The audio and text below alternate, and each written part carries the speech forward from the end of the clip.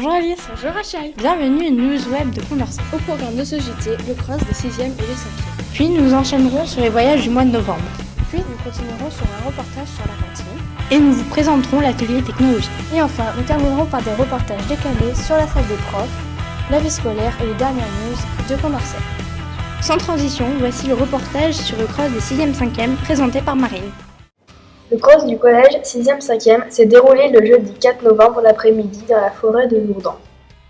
C'est par une belle journée que les filles ont été réunies pour s'échauffer et prendre leur départ. Ensuite, c'est au tour des garçons de s'élancer en forêt, encadrés à vélo par des professeurs comme M. Desmé et des élèves de 3e comme Thomas.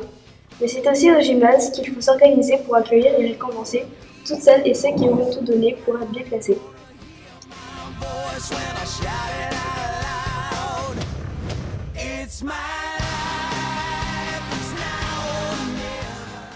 Et pourquoi pas monter sur le podium?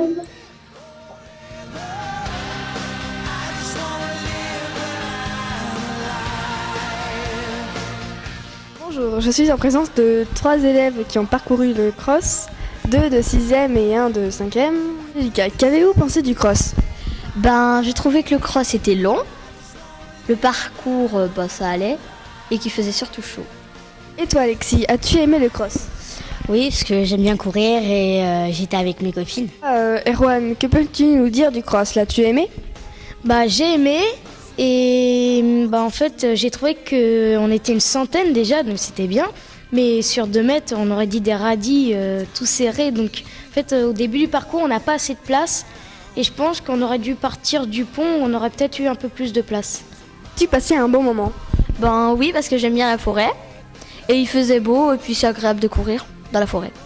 Le parcours t'a semblé correct? En fait, il était très dur parce qu'il y avait des montées et c'était super dur à faire. Mais à part ça, ça va. Interview de Madame Lajoux.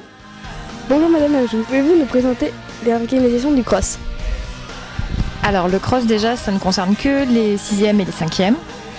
Donc c'est sur une après-midi, les élèves arrivent, ils se changent, on leur explique un petit peu comment ça va se passer dans la forêt, les règles de sécurité.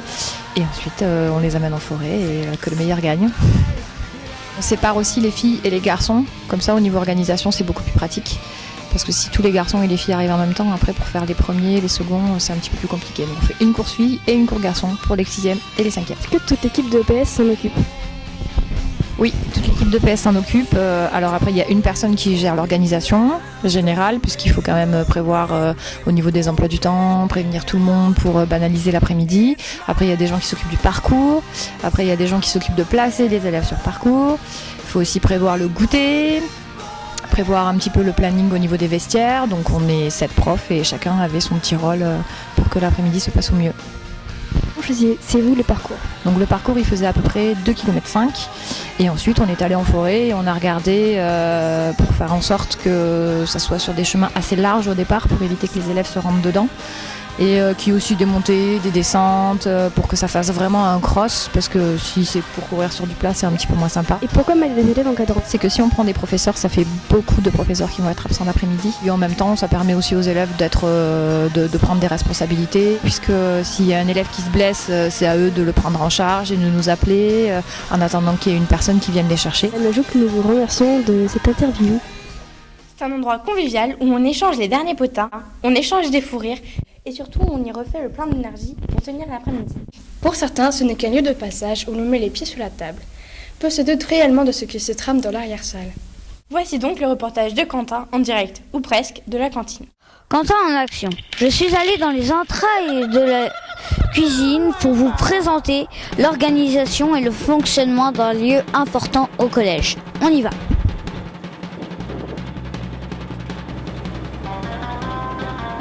Quelles sont vos activités? Alors nos activités, c'est de préparer la nourriture pour les convives qui sont 1300 entre 2 collèges. Collège Condorcet à Dourdan et Collège Émile Auvray à Dourdan. Alors on commence à 6h30 le matin et on finit à 15h. Le matin, on arrive, on trouve le magasinier qui est le responsable de cuisine qui nous sort tous les ingrédients et Voilà, et là jusqu'à 15h, on se partage le travail entre la préparation, la cuisson, la mise en place, le service à partir de 11h30. Voilà. En allergie, on n'a pas trop des cas comme ça, mais on en a quelques-uns et on tient compte. Du coup, tous ceux qui sont allergiques aux oignons, au beurre ou aux poissons, on fait de quoi que les élèves seront satisfaits. Eh bien, le repas, on le prépare en conséquence de ce qu'il y a à faire. Ça veut dire, si on a des frites, le jour des frites, on allume les friteuses et on ouvre les cartons pour les frites et on enlève les sachets, on enlève le lot du sachet des frites, on les pose jusqu'à avant la rentrée des élèves vers 11h15. On commence à cuire. Pour ce qui est des pâtes ou du riz ou de l'éblis, on fait autrement. Ça veut dire on chauffe l'eau le matin vers 6h30 dès qu'on arrive. Une fois que l'eau est chaude, après 1h, 1h30, on cuit l'ingrédient à faire cuire. Et après on le décompte, ça veut dire on enlève, on le met dans des bacs. Et ces bacs-là, on les met dans des armoires chaudes. Voilà, ça c'est pour la préparation des légumes ou du féculent. La viande c'est pareil. Si la viande elle est à plaquer, on plaque les viandes sur des plaques de 15 morceaux par plaque à peu près. Et on remplit les chariots des fours. Et une fois que tous les chariots des 4 fours qui sont prêts, on les fait cuire. Et après une fois que c'est cuit, on les enlève et on les met dans des armoires chaudes. Alors, le reste de nourriture, comme la législation nous interdit de garder les restes pour le lendemain, à la fin du service, on essaye de donner du rab pour les élèves qui veulent du rab. Et si jamais il nous reste encore, cette nourriture-là doit être jetée. J'aime bien tout ce qui est cuisine. Je fais ça depuis mon jeune âge, depuis les années 70. Ça me fait à peu près 40 ans dans le métier.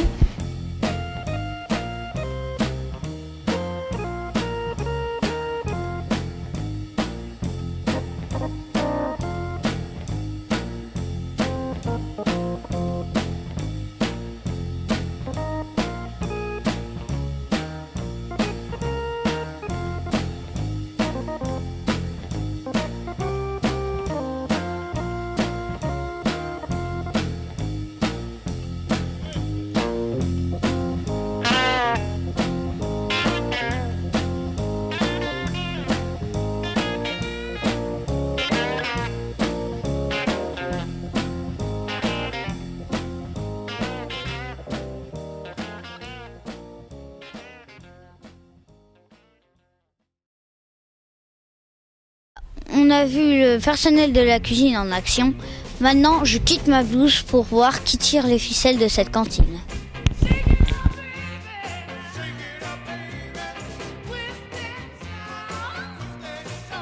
Bonjour Madame Attel, quelles sont vos activités? Alors, mes activités sont nombreuses et très variées. Alors, je m'occupe de tout le suivi administratif, de la gestion matérielle, de la gestion financière et de la gestion des personnels techniques. Alors, on se regroupe à plusieurs intendants qui adhérons dans un groupement de commandes pour passer toutes nos commandes ensemble pour payer un peu moins cher. C'est lors des commissions d'appel d'offres des marchés publics qu'on détermine qui est retenu pour les denrées. Moi, pour l'aspect financier, mais j'ai également un chef cuisine qui s'occupe de toutes les commandes, etc. C'est fait en concertation avec le chef d'établissement également, et nous prenons également l'avis de l'infirmière et du médecin scolaire pour les questions d'équilibre alimentaire. L'argent est géré par moi et par le principal. On gère toujours à deux.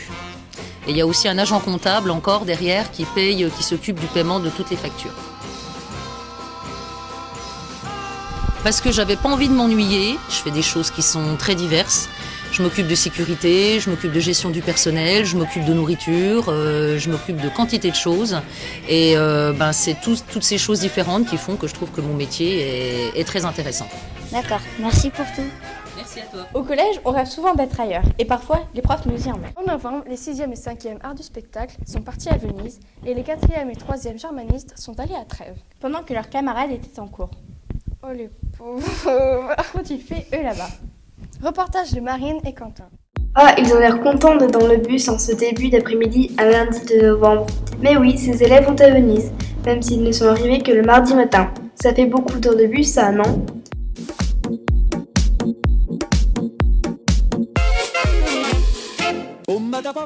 Waouh, Venise! Sa basilique Saint-Marc.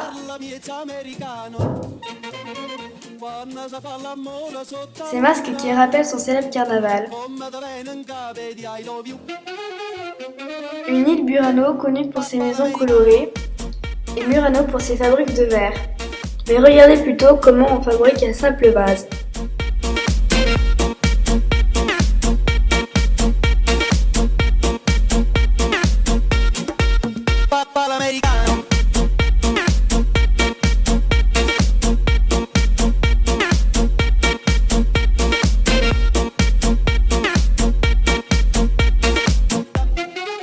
Ils ont également visité le célèbre théâtre de la Fenice et même fait un tour en gondole. Rassurez-vous, personne n'est tombé à l'eau.